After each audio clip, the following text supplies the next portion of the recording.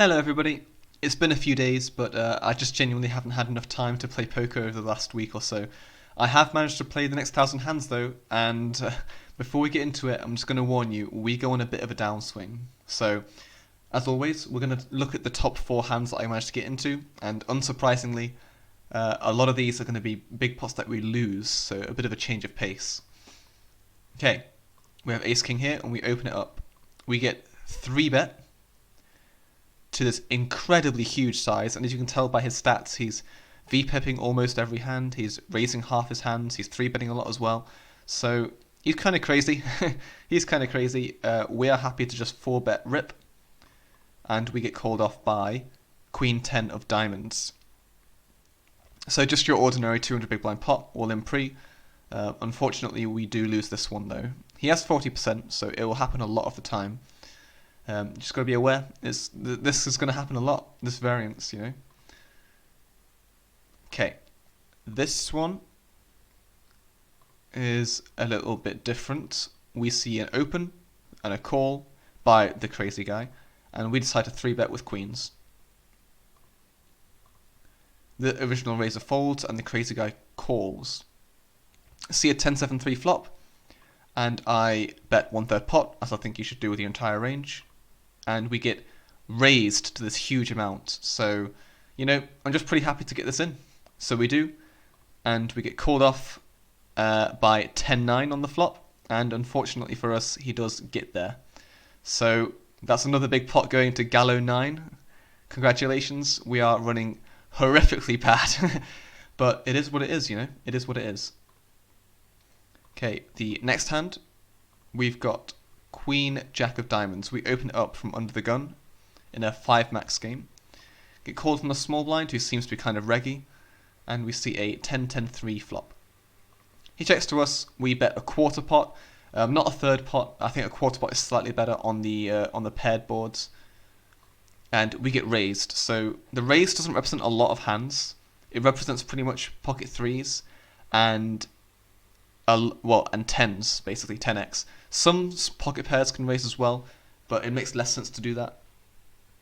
However, we have a pretty nut floating hand because the 10 of diamonds is on the board. So Queen Jack of diamonds can connect with pretty much half of the deck and allows a lot of possibilities. If we had Queen Jack of hearts, it would be the same story, and 9-8 of hearts and 9-8 of diamonds, and Jack 9 of diamonds, for example. So we float. We turn the 8 of diamonds, which is a really good turn for our exact hand. Our Queen Jack of hearts will be able to fold now, but our Queen Jack of diamonds will be able to call.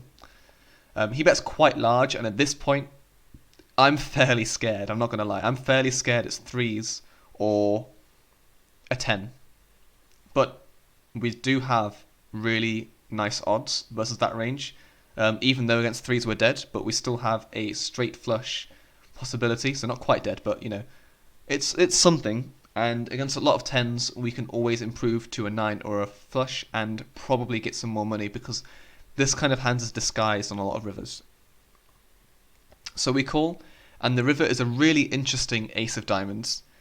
Interesting because it makes us the flush, but it also gives his ace 10 boat, and his king 10, queen 10, and jack 10 are now a little less happy to get the money in. Not saying they won't, but it's a little bit weaker now because the ace is on the board.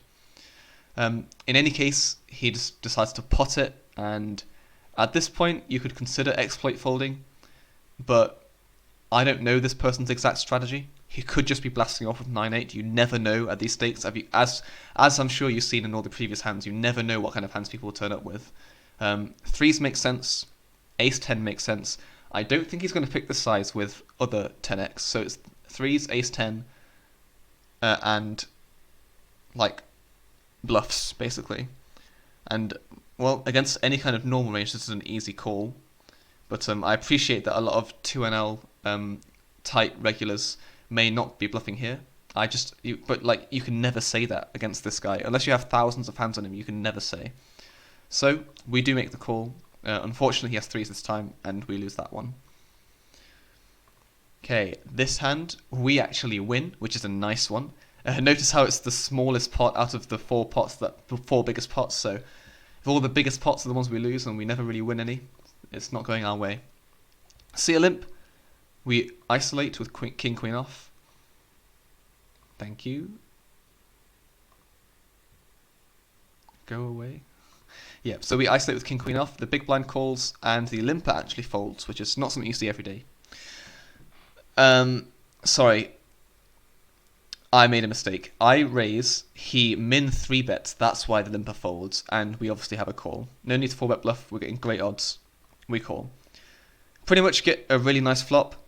We get bet into half pot, and there's no reason to do anything other than call here in my opinion, so we call. Turn trips, and he bets all in, pretty much, so we just put in the next 3 cents, and he shows up with jack 8 off. If you weren't convinced in the last hand when I said people can show up with anything, I think this hand will change your mind. So yeah, we scoop that one. Okay, let's have a look at the session overall. I played 1,062 hands over the course of the week, and we went on a $9 downswing, so 450 big blinds just down the drain. And you know, a lot of these spots, I think, are fairly standard, and there's not a lot of things you can do about it, to be quite honest. A lot of things can happen in 1,000 hands, and sometimes you're going to go on a 450 big blind downswing, and there's nothing you can do about it. Even if you think you're a massive crusher in the game, or like you think you're a decently winning player, this will happen all the time. However, if you zoom out, the last 1,000 hands, here we are, from like this point to this point, that's that $9 downswing. But in the context of the whole thing so far, we are still up a decent amount. We're still up $13, which is 6.5 buy-ins. And even though 8,500 hands is not that many hands really to get a nice sample, we're starting to see the graph gradually tend towards increasing, and I like that. Our big blind per 100 after that massive downswing is now 7.7 BB per 100. The last 1,000 hands we went on a minus 40 big blind per 100 swing, so that'll be brutal. Hopefully in the next 1,000 hands we can turn things around and make sure we try and get back to that $60 profit so we can move up in stakes. Yeah, that's great. I think overall it's just a nice little lesson in, you know, variance, and it'll happen to everyone. Anyway, I will see you in the next one. Goodbye.